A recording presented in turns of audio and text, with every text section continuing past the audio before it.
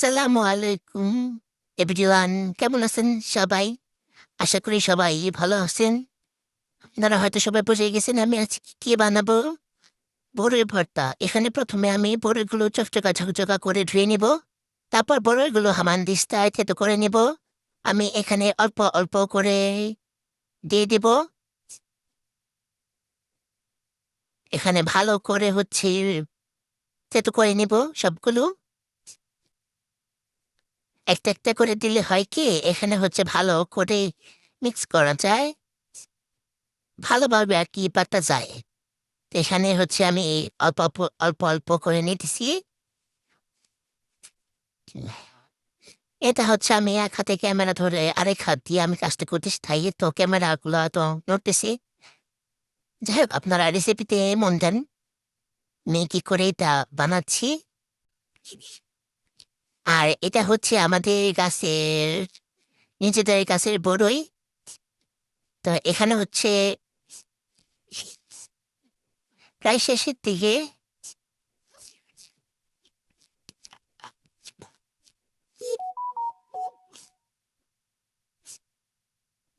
এখানে দিয়ে দেবো একটা কাঁচামরিচ। এই বড়োর মধ্যে আমি থেতো করে মিশিয়ে নেব ভালো করে।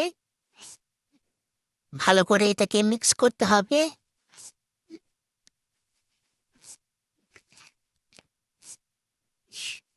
ভালো করে এটাকে থেতো করে নিতে হবে। তারপর এটা আমি একটা চামচ দিয়ে এটা প্লেটে নামিয়ে নেব। সবগুলো নামিয়ে নেব প্লেটে। তারপর এটার মধ্যে আমি অন্য কিছু অ্যাড করব। তারপর হয়ে যাবে আমার এই মজাদার ভর্তা, বড়ই ভর্তা।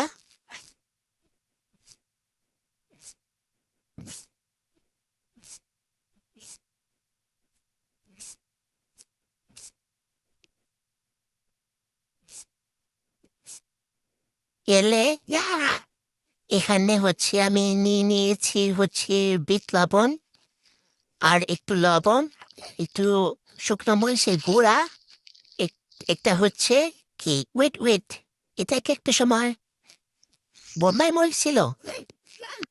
যাই হোক, আমরা আমাদের রেসিপিতে চলে যাই। তারপর সব কিছু আমি মিক্স করে নেব।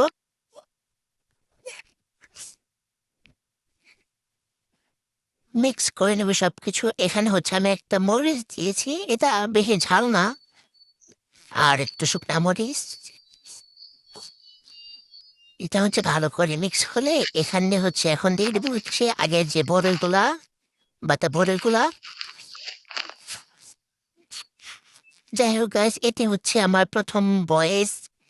ভুল ত্রুটি হলে আপনারা মাফ করে দেবেন। এখন দিয়ে দেবো এখানে একটু চিনি।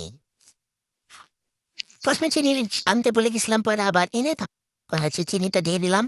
এখানে অল্প পরিমাণে আমি চিনি দিয়ে দিচ্ছি। এখন এগুলোকে ভালো করে মাখিয়ে নেব। যে পর্যন্ত ভালোভাবে মিক্স না হবে, তারপর মাখাতে থাকবো, মাখাতেই থাকবো। ভালো করে এটাকে মাখাতে হবে।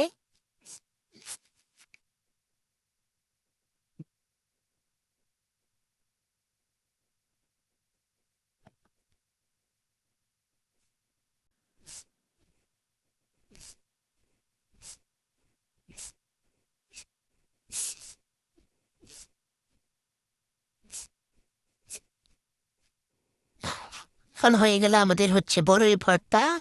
টেস্ট করে দেখি এখন কেমন হয়েছে। বিসমিল্লাহ।